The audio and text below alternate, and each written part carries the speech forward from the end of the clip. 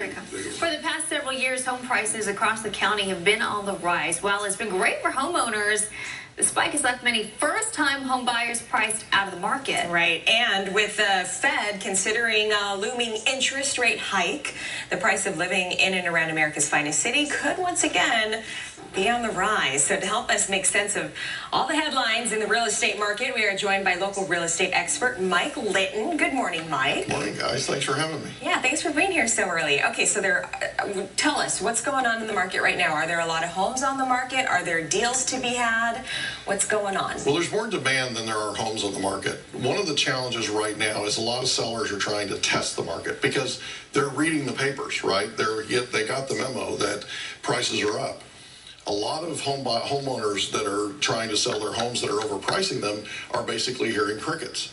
The people who are pricing them competitively, like we talked about, we had a listing that was $409,000. We had 12 offers and 35 showings in 2.5 days.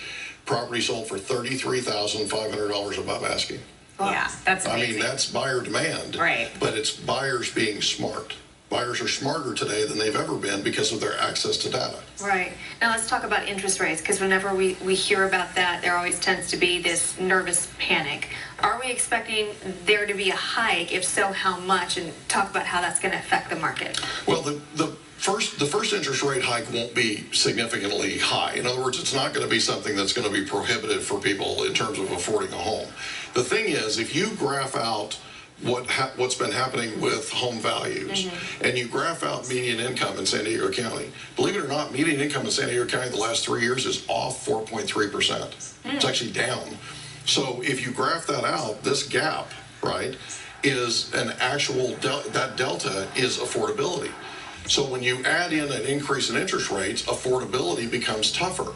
So it's harder for people to buy. Right. The immediate impact, when we see an increase in interest rates historically, is that we have a real run. Buyers get off the fence, buyers get in, buyers buy because they're trying to buy while they can. What will happen later, though, is it'll cool things off because people will have a tougher time trying to qualify. And with the Consumer Finance Protection Bureau getting involved in terms of restricting guidelines and restricting how we do things in terms of documentation and that type of thing, the more regulations create a harder environment in terms of trying to qualify for a home loan. So people are going to qualify for less, partly because of these new restrictions that are coming in. So in the next couple of months, do you see any big swings or developments here in the local market? I see things picking up, and I know it's crazy to say that, but one of the things that's happening is, yeah, we're busy. Yes, things are happening. Buyers, like I told you, are smarter than they've ever been because of their access to data. Sellers are starting to understand. They're starting to get it. And when sellers start to understand, those homes are going to go on the market, people are going to buy them, and things are going to pick up, partly because of this interest rate thing. A lot of people sit on the fence when they're buying a home and wait for interest rates to drop. Now that we know with a level of certainty that interest rates are going to rise, all of a sudden there's a sense of urgency. Right. Okay, best advice for the first-time home buyer, maybe somebody who's just looking to move up right now. I mean, we were talking about it earlier. Buyers are becoming smarter and smarter. Right. And that's a good thing because, absolutely, you know, for years, and I was telling you, 10 years ago, we'd go to show property to a buyer. We would show up with a list of 10 properties to show them.